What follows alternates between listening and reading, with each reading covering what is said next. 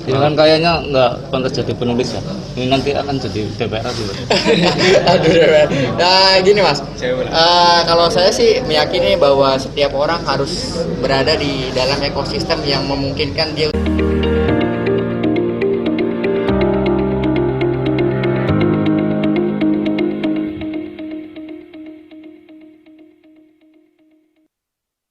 Dalam rangka Haul Gus Dur ke-11, pimpinan Cabang Gerakan Pemuda Ansor Kota Tegal, Jawa Tengah dan Lembaga Penyuluhan dan Bantuan Hukum menggelar bedah buku Menjerat Gus Dur. Penulis buku Menjerat Gus Dur, Firdika Rizky Utama, bersama Edi Budiono konsultan media, belak-belakan di acara diskusi dan bedah buku tersebut dengan dimoderatori Gus Firman Hadi. Ketua Pimpinan Cabang Gerakan Pemuda Ansor Kota Tegal, Sarwo Edi, mengatakan, tujuan digelarnya bedah buku Menjerat Gus Dur dalam rangka memperingati Haul Gus Dur ke-11, dengan mendatangkan langsung penulisnya di Kota Tegal akan menjelaskan semuanya fakta sejarah waktu itu. Buku berjudul Menjerat Gus Dur, karya Firdika Rizky Utama lagi booming mendapat perhatian sejumlah masyarakat. Firdika, selaku penulis, mengatakan buku tersebut dibuat melalui proses yang sangat panjang. Dia mengatakan berawal dari ketidaksengajaan menemukan dokumen yang ternyata sangat penting dan rahasia. Demokrasi meskipun dia juga tidak demokratis. Keinginan jenengan apa dengan terbitnya itu? Keinginan saya tentu ya ingin meluruskan sejarah Gus Dur, terutama sebisa mungkin, kalaupun bisa, ini harapan goal saya paling jauh itu ya bisa mengubah di buku sejarah sih data fakta yang saya temukan, karena selama ini narasinya yang tadi saya sudah sebut bahwa Gus Dur dianggap Gus Dur lengserkan karena terlibat korupsi gitu. Ada serius lagi?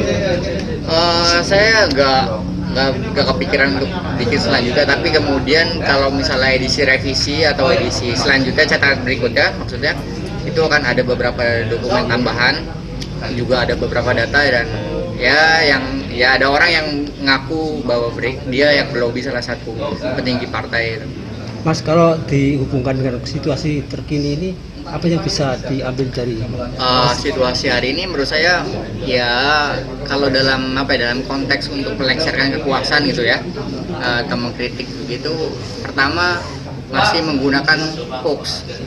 Ya hari ini gitu, hoax kan juga banyak. Di zaman dulu ya karena informasi tidak secepat sekarang, tidak bisa dikonfirmasi dengan cepat, ya Bulog dan Brunei kan hoax.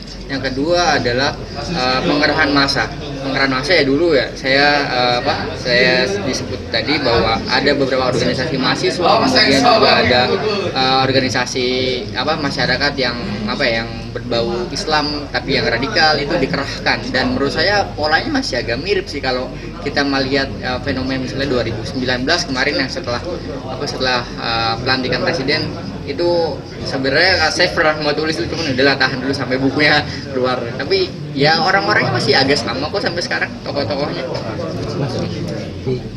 Apa sifat-sifat Gus Dur untuk konteks sekarang? Konteks sekarang ya yang paling penting ya idealnya ya, maksudnya idealnya kalau seorang pemimpin atau seorang politikus itu ya selalu berpihak kepada masyarakat sih, dan lebih dari itu paling tidak dia bisa konsisten. Karena yang tadi kalau Gus Dur kan di luar kekuasaan dia mengkritik pemerintahan dan kemudian punya tawaran ide-idenya, dan ketika Gus Dur menjabat punya kekuasaan, Gus Dur ingin mempraktikkan menjalankan ide-idenya, dia justru tidak larut dengan kompromi-kompromi. Oke, boleh kompromi dalam hal-hal yang mungkin sifatnya bukan prinsipil, teknis dan segala macam, kita bisa kompromi, tapi dalam prinsip nggak bisa. Contoh misal Gus Dur ke saat itu ada pembagian, kalau kepala pemerintahan itu Megawati, kepala negara itu Gus Dur. Gus Dur nggak mau karena itu mengkhianati konstitusi, karena kan konstitusi jelas presiden tugasnya apa. Gus Dur nggak mau. Ini kan kayaknya nggak pantas jadi penulis ya. Ini nanti akan jadi DPR juga. Aduh, DPR. Nah gini Mas, kalau saya sih meyakini bahwa setiap orang harus berada di dalam ekosistem yang memungkinkan dia untuk. Dari Tegal, Jawa Tengah, Kabar Beritaku mengabarkan. Saya nggak cocok berada di ekosistem itu, karena saya lebih suka meriset, menulis, kayak gitu. Ya, Sampai sini kira.